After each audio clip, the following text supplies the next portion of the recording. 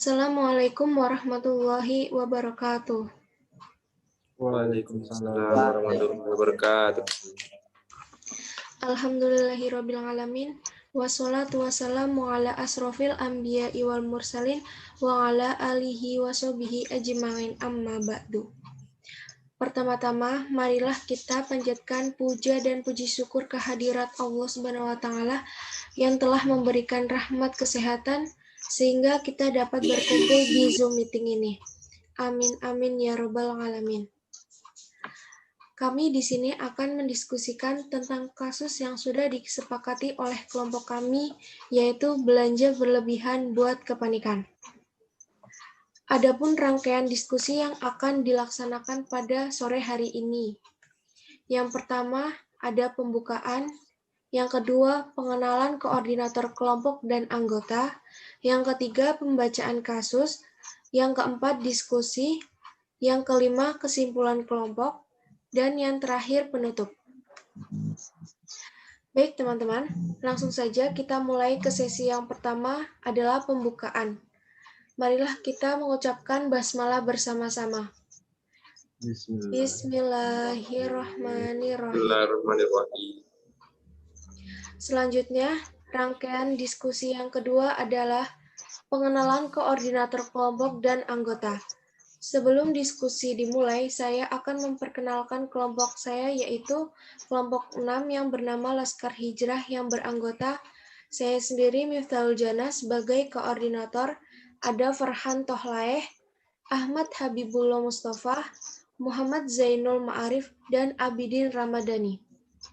Selanjutnya, rangkaian yang ketiga, pembacaan kasus. Pembacaan kasus yang akan dibacakan oleh Abidin Ramadhani. Untuk Abidin Ramadhani, dipersilahkan. Baik, bismillahirrahmanirrahim. Di sini saya akan membacakan kasus. Jakarta. Ketua Umum Asosiasi Pengusaha Retail Indonesia alias Aprindo, Roy N. Mandi, mengimbau masyarakat tidak berlebihan belanja alias melakukan panic buying karena ketakutan menyusul pengumuman adanya warga negara Indonesia yang terjangkit virus corona. Tindakan yang berlebihan justru membuat kepanikan baru yang tidak perlu terjadi di saat seluruh kebutuhan masyarakat bisa tetap terpenuhi dan tercukupi dengan baik. Ujar dia dalam keterangan tertulis, Senin, 2 Maret 2020. Roy mengatakan anggota retail Aprindo, yakni toko swalayan modern, selalu siap dan cukup dalam memenuhi kebutuhan pangan maupun non-pangan masyarakat di Indonesia. Ketimbang belanja berlebihan, Roy mengatakan hal yang terpenting yang bisa dilakukan masyarakat adalah dengan menjaga kesehatan diri sendiri dan keluarga, serta tidak cepat terpengaruh hoax atau berita yang tidak terpercaya. Ia meminta masyarakat hanya percaya dan mengakui berita yang disampaikan pemerintah melalui jaringan media terpercaya. Roy juga meminta agar per-retail anggota asosiasinya tetap melayani kebutuhan masyarakat serta mengambil tindakan atau kebijakan yang dianggap perlu untuk memastikan bahwa kebutuhan masyarakat dapat terlayani dengan baik, cukup dan baik. Berdasarkan pantauan Tempo, sebagian memang menyerbu pasar swalayan untuk memborong sejumlah kebutuhan. Supermarket TikTok di kawasan Rawamangun, Jakarta Timur menjadi salah satu gerai yang dipadati pembeli. Kepadatan terasa sejak Tempo mendekati lokasi pada Senin malam. Mobil mengalami menjemput orang-orang yang kelar berbelanja. Parkir mobil dan motor di sekitar lokasi tersebut pun tak kunjung kosong menjelang waktu tutupnya supermarket, yaitu pukul 21.30 waktu Indonesia Barat.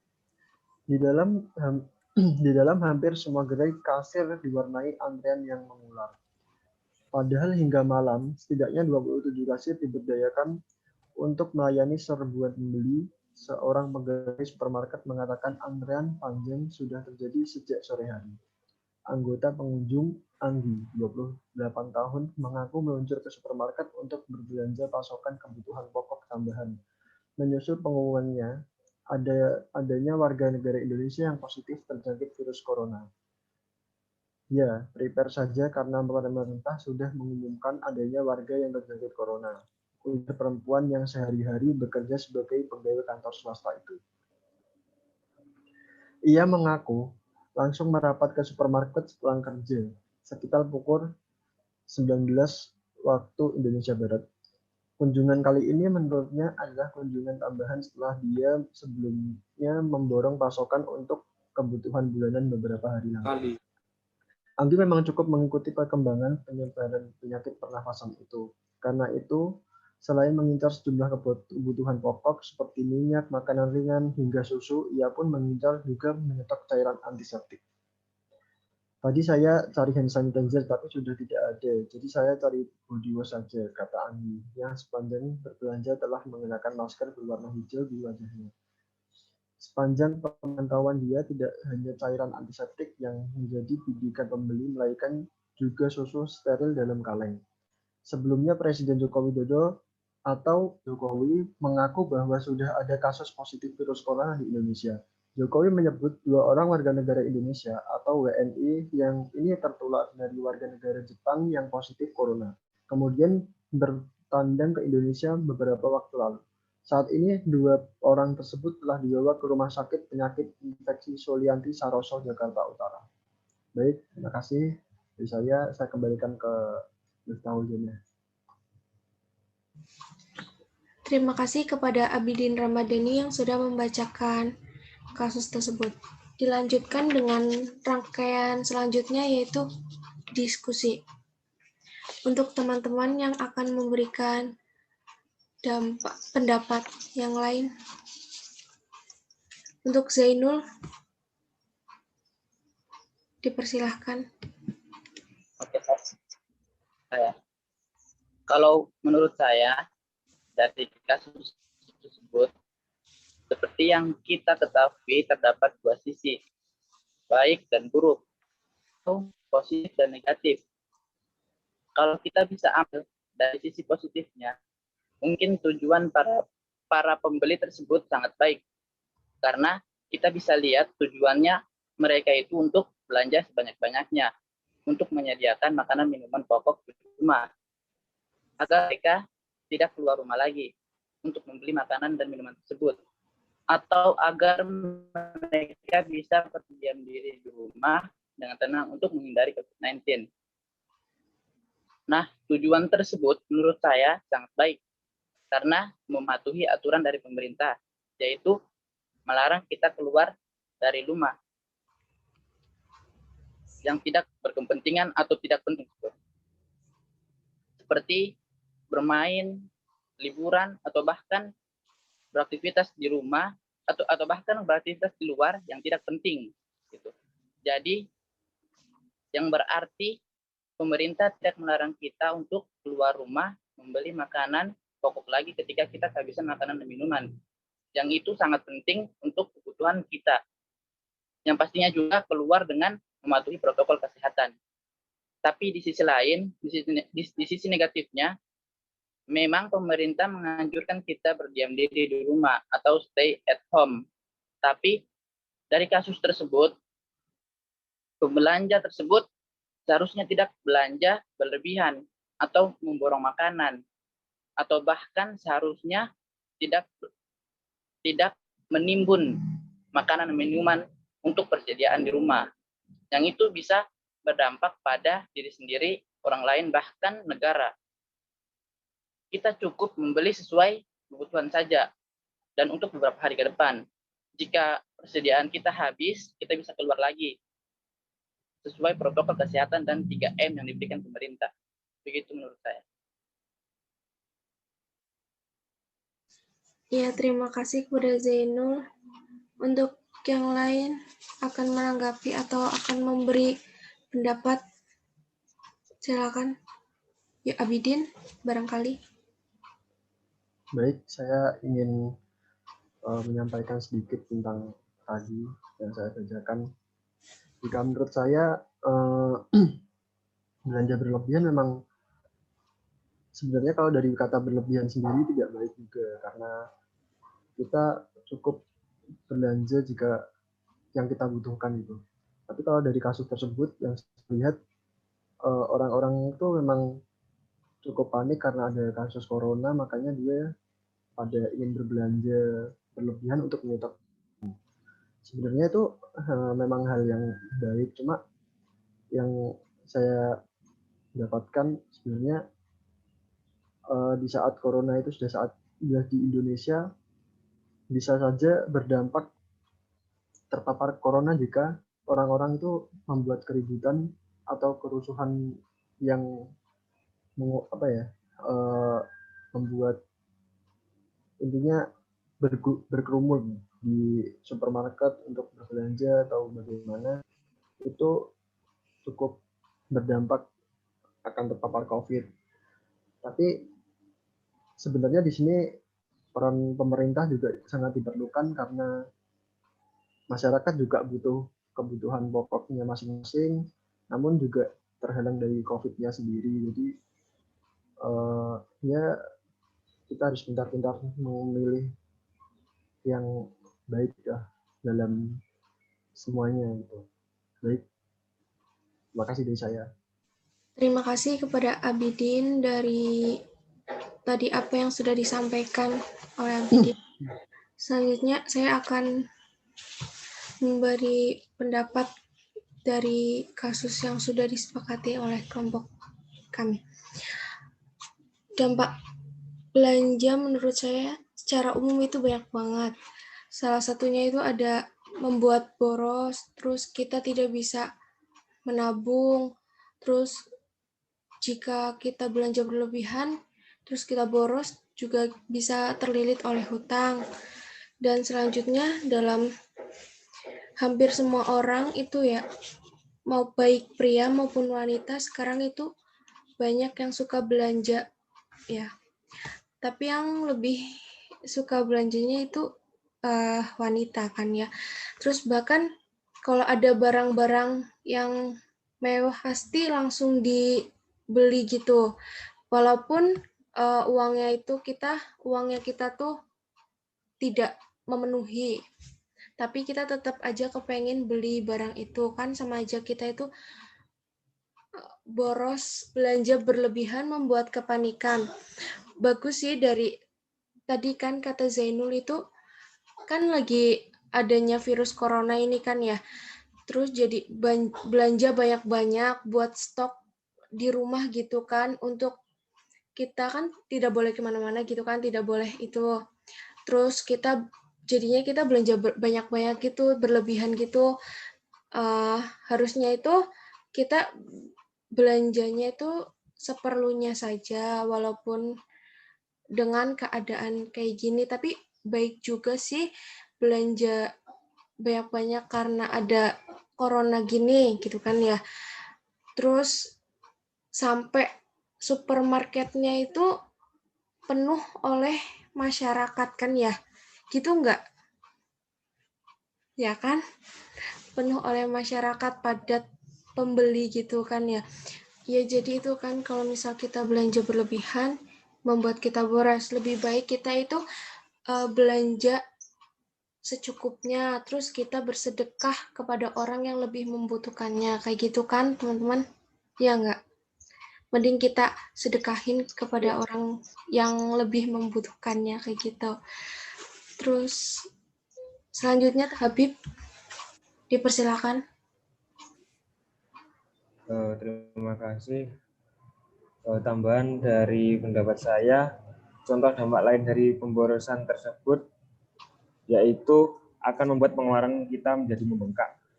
Ini bisa dibilang sifatnya dadakan di luar daftar belanja bulanan yang telah kita susun terlebih dahulu. Jadi, begitu kita tidak punya tabungan atau dana darurat, kita pastinya akan berbelanja menggunakan dana pengeluaran lain. Selain itu, kita juga pastinya akan menggunakan kartu kredit berlebihan supaya dapat membeli bahan-bahan pokok tersebut demi kebagian stok. Akibatnya, tagihan kartu kredit ikut menggendut dan bisa menjadi beban keuangan kita di bulan-bulan selanjutnya.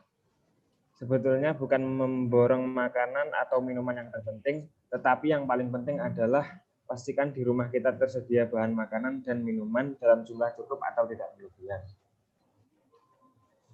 Ya, Terima kasih pada Habib. Selanjutnya, Farhan Tohlaeh yang akan menanggapi. Silakan. Menurut saya, dampak lainnya dari kasus tersebut yaitu yang inflasi yang sampai mengancam krisis ekonomi akibat dari orang-orang belanja berlebihan, harga makanan dan minuman bakal meroket kerana permintaan yang tinggi. Kemudian terjadi kelangkaan.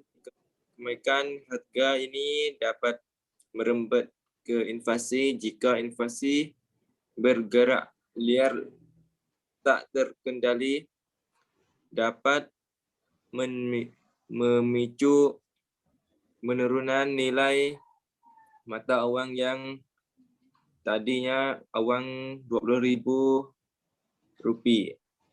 Dapat beras 2 liter menjadi cuma 1 liter. Arahnya lagi bisa mengganggu stabilitas ekonomi nasional hingga krisis keuangan seperti tahun 1997 yang lalu. Terima kasih, Farhan. Barangkali teman-teman yang sudah menanggapi akan menanggapi lagi, atau cukup, atau kita saling. Masih ada yang ingin menanggapi lagi?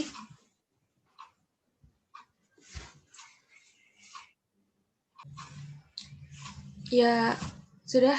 Jika tidak ada, kita lanjutkan sesi selanjutnya, yaitu kesimpulan. Nah, kesimpulan dari kasus yang sudah kita pilih, yang belanja berlebihan membuat kepanikan, itu dampaknya menjadi pemborosan yang paling inti itu. Dan yang akan menjelaskan kesimpulannya, Abidin Ramadhani. Untuk Abidin Ramadhani, dipersilakan. Baik, saya akan menjelaskan kesimpulan dari kelompok kami. Seharusnya kita tidak perlu berbelanja berlebihan dan panik di situasi pandemi ini yang dapat berdampak berbahaya pada diri kita dan negara. Seperti pemborosan dan inflasi naik, mengancam krisis di situasi seperti ini.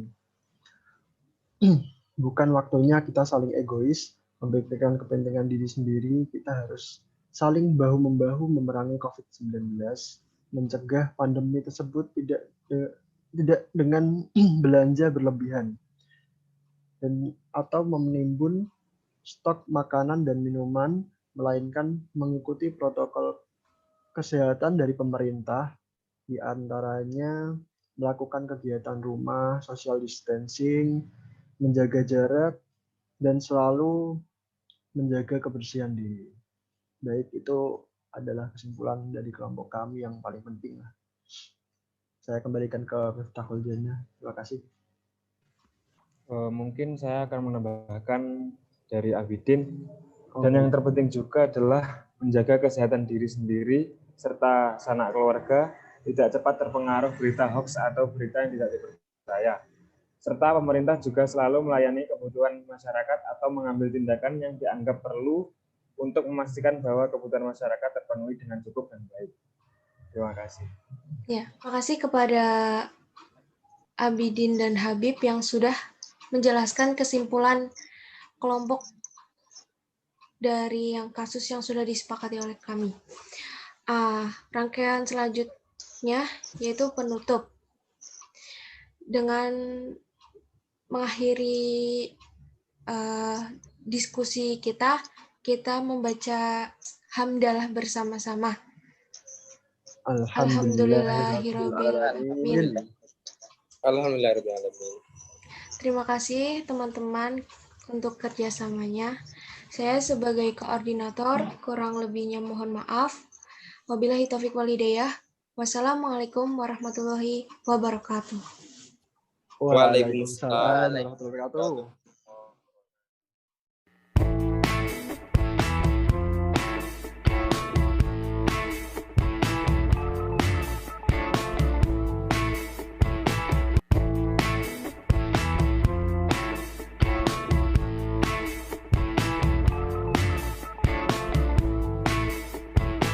dapat melakukan tindakan pencegahan penularan virus corona dengan 3M. Yang pertama, mencuci tangan. Biasakan mencuci tangan dengan sabun dan air mengalir. Atau bisa juga menggunakan cairan pembersih tangan lainnya. Yang kedua, memakai masker. Wajib menggunakan masker ketika beraktivitas di tempat umum. Yang ketiga, menjaga jarak. Jaga diri kita dengan tetap menjaga jarak dan hindari kerumunan ataupun keramaian. Tidak lupa juga kita tanamkan prinsip Joko Tonggo, yaitu menjaga dan membantu tetangga dan masyarakat sekitar ketika ada yang mengalami kesusahan akibat virus corona. Apabila Anda memiliki gejala virus corona, segera hubungi fasilitas kesehatan terdekat. It's alright. Hush.